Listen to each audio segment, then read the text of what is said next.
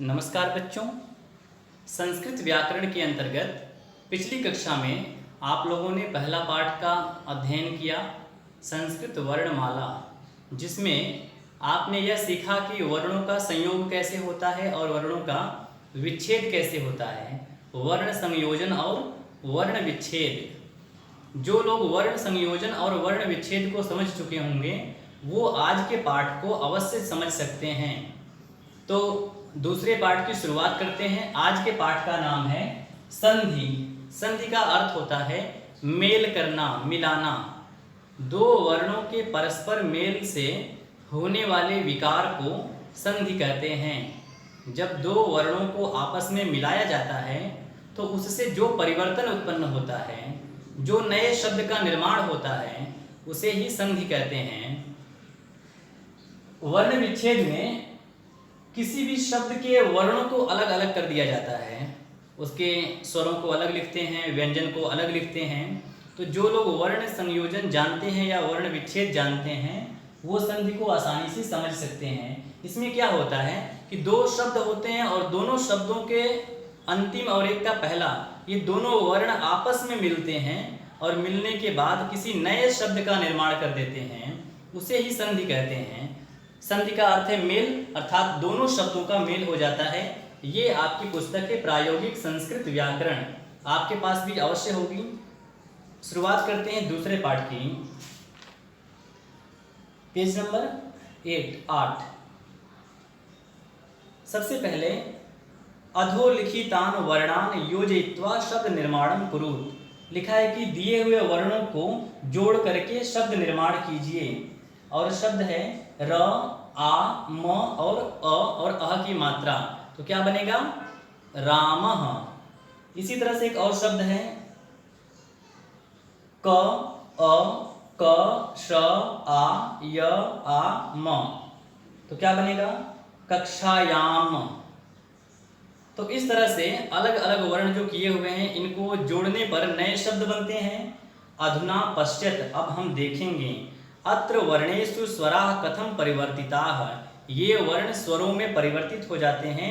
अत्र स्वराः व्यंजने सह मात्रा रूपेण प्रयुक्ताः, यहाँ स्वर और व्यंजन मात्राओं के रूप में प्रयोग में लाए गए हैं। एषः एव संयोगः, और उसका संयोग है यह।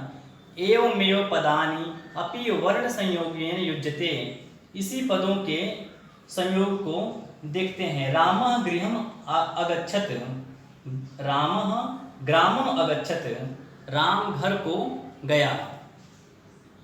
तो ग्रामम और अगच्छत् इन दो शब्दों को, दो अलग अलग शब्द हैं, ग्रामम अगच्छत्, दोनों को मिला दिया गया तो नया शब्द बन गया, नई संधि हो गई ग्रामम गच्छत्। सह धनार्थम विदेशम अगच्छत्, सह धनार्थम, वह धन कमाने के लिए, विदेशम अगच्छत्, विदेश गया। तो विदेशम और अगच्छत् इन दोनों शब्दों को जब जोड़ेंगे तो नए शब्द का निर्माण होगा विदेशम गच्छत्। एक और उदाहरण देखिए, सह पुस्तकालयम गच्छति, सह पुस्तकालयम, पुस्तकालयम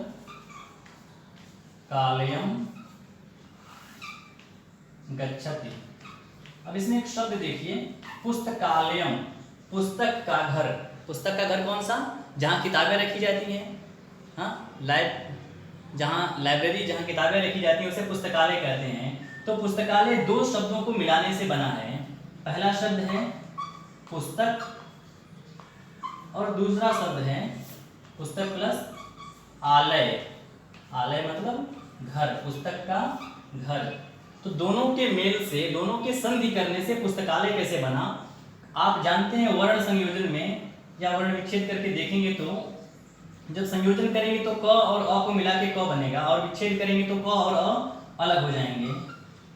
क के साथ में अ लगा है, प्लस आ, आलय का आ, क का अ और आलय का आ।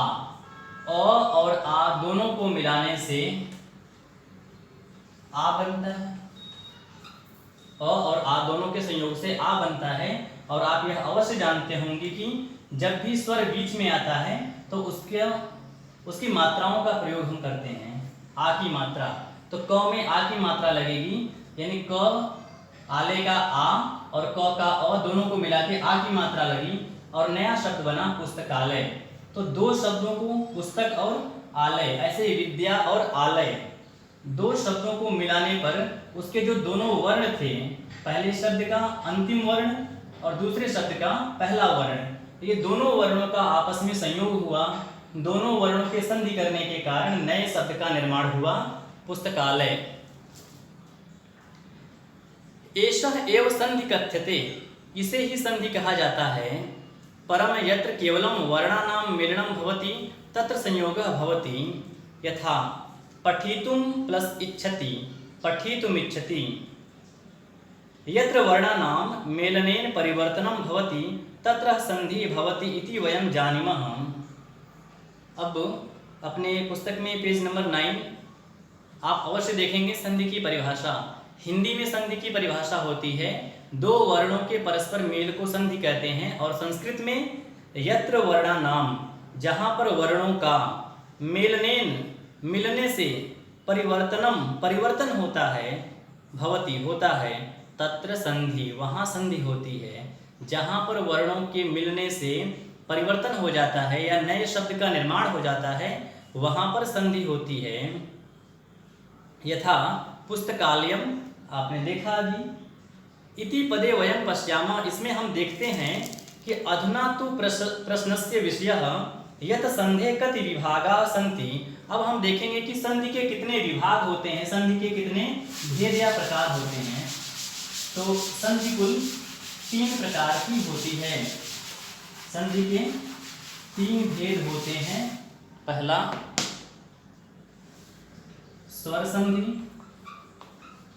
स्वर संधि। दूसरा व्यंजन संधि।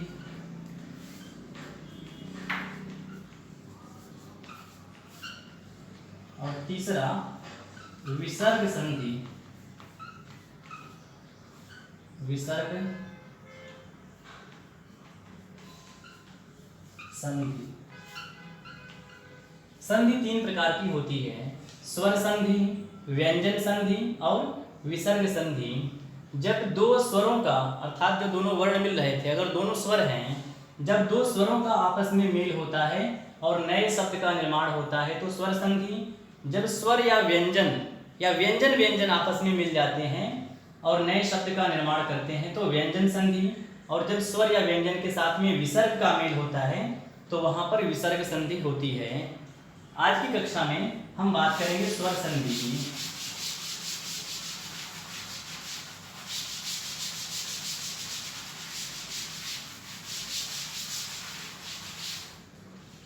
स्वर संधि। अधोलिखितं वाक्यं पठत। सुरेशः सदैव प्रातः विद्यालयं गच्छति। अब सुरेश शब्द दो शब्दों को मिला के बना है। देखने में लगता है एक शब्द है, लेकिन इसमें दो शब्दों का संयोग किया गया है, सुर और ईश। सुर और ईश। र का अ और ये ई, दोनों के मिलाने से ए का निर्माण हुआ। ए, अ और ई जब मिला तो ए का निर्माण हुआ, और ये ए जो है र की मात्रा में लग गई तो नया शब्द बन गया सुरेश। सुरेशः सदैव प्रातः विद्यालयं गच्छति। सुरेश सदैव प्रातः विद्यालय जाता है। तो इसमें आपने देखा कि अ और ई के मेल से नए शब्द का निर्माण हुआ। सुर और ई को मिलाने से सुरेश शब्द बना। विद्या और आलयम जो मैंने अभी बताया, उसमें आ और आ दोनों स्वर थे और दोनों मिलकर के आ का निर्माण करते हैं। अत्र सर्वत्र स्वराणाम मेलनेन परिवर्तनम दृश्यते। यहाँ सभी जगह पर जो मैंने बताया स्वरों के मेल से परिवर्तन को दिखाया गया है। स्वराणाम मेलनेन यत्र स्वरेषु परिवर्तनम भवति तत्र स्वर संधि भवति। अब फिर अगर पूछा जाए स्वर संधि क्या होती है तो आप लिखेंगे स्वराणाम, स्वरों के, मेलनेन, मिलने से, यत्र, जहाँ, स्वरेषु परिवर्तनम, स्वरों में परिवर्तन होता है, तत्र स्वर संधि भवति, वहाँ स्वर संधि होती है। जहाँ पर दो स्वर आपस में मिलते हैं और परिवर्तन हो जाता है वहाँ पर स्वर संधि होती है। स्वर संधे विभागाः, स्वर संधि के भेद। स्वर संधि के भेद। पहला दीर्घ संधि,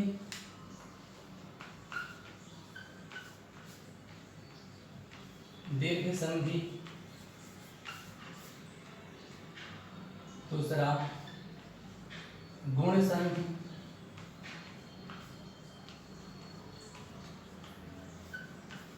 तीसरा वृद्धि संधि।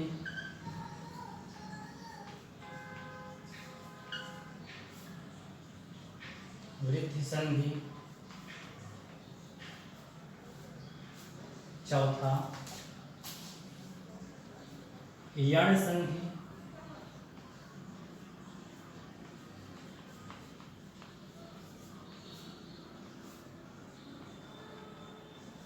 पांचवा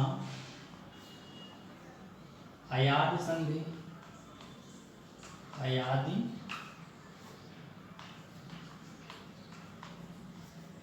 संधि। और छठवां पूर्व रूप संधि। हिंदी में 5 ही होता है, संस्कृत में 6 होता है, एक छठवां आ जाता है पूर्व रूप संधि। तो स्वर संधि के कुल 6 भेद होते हैं। दीर्घ संधि, गुण संधि, वृद्ध संधि, यण संधि और अयादि संधि तथा पूर्व रूप संधि।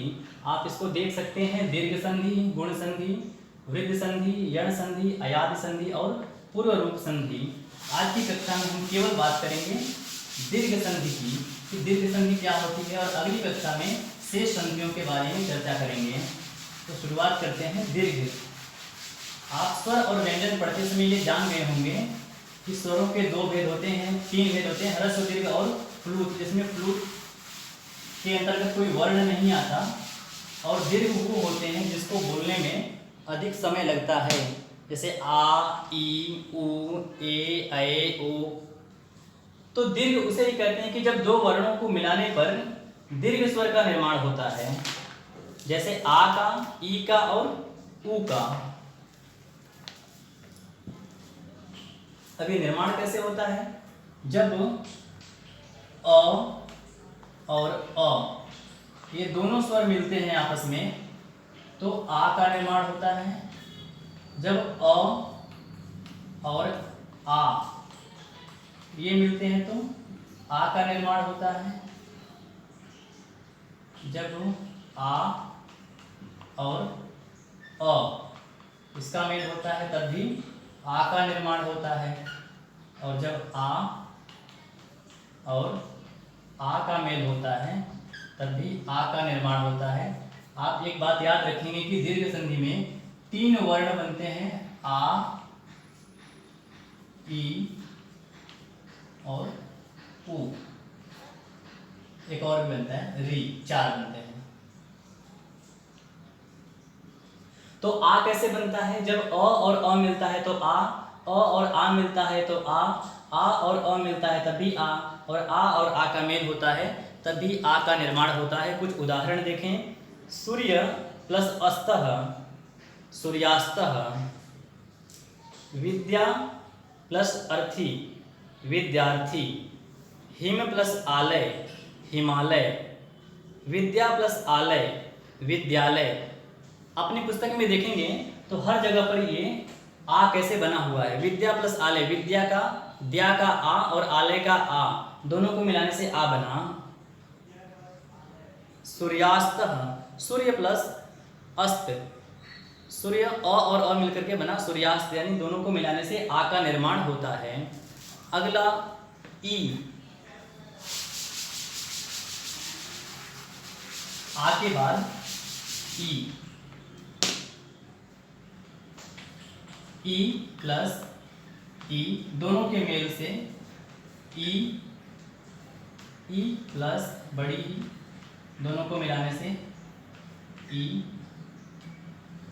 बड़ी प्लस छोटी ई, दोनों को मिलाने पर ई और बड़ी प्लस बड़ी ई, इन दोनों को मिलाने से बड़ी ई। हर स्तर पर इसी ई का निर्माण होता है, चाहे कोई भी ई हो, छोटी ई हो या बड़ी, यानी ह्रस्व ई हो या दीर्घ ई हो, दोनों में से किसी को भी मिलाएं तो दीर्घ का निर्माण होता है। कुछ उदाहरण, रजनी प्लस ईश रजनीश, वधु नदी प्लस यम नदीयम, हरि प्लस इच्छा हरिच्छा, प्रति प्लस इक्षाम प्रतीक्षा। या हर जगह पर देखेंगे आप तो ह्रस्व और दीर्घ दोनों को मिलाने पर ई का निर्माण होता है। अब तीसरा है ऊ। मैंने पहले लिख दिया कि दीर्घ संधि में 4 वर्णों का निर्माण होता है, आ, ई, ऊ और री। ऊ कैसे बनता है? छोटा ऊ प्लस छोटा ऊ, यानी ह्रस्व ऊ दोनों रहेगा तभी दीर्घ ऊ बनेगा। ह्रस्व ऊ प्लस दीर्घ ऊ तभी दीर्घ बनेगा। दीर्घ ऊ प्लस ह्रस्व ऊ तभी दीर्घ ऊ का निर्माण होगा। और दीर्घ ऊ के साथ में भी अगर दीर्घ ऊ आए तब भी दीर्घ ऊ का ही निर्माण होगा। हर तरह से दीर्घ ऊ ही बनेगा। उदाहरण देखें, गुरु प्लस उपदेश, गुरु र में बड़ा ऊ की मात्रा और उपदेश ऊ में छोटा ऊ आया हुआ है, दोनों को मिला के बनेगा गुरुपदेश। वधुत्सवः वधु उत्सवः, सिंधुर्मी सिंधु और उर्मी, वधुर्मी वधु और उर्मी। और अंतिम है री। जब री और री आपस में मिलते हैं तो री का निर्माण होता है। जब दो री आपस में मिल जाते हैं, री प्लस री, दोनों के मेल से री का निर्माण होता है। उदाहरण देखें, पितृ प्लस ऋणम पितृणम। तो इस कक्षा में या आज की क्लास में आपने क्या सीखा?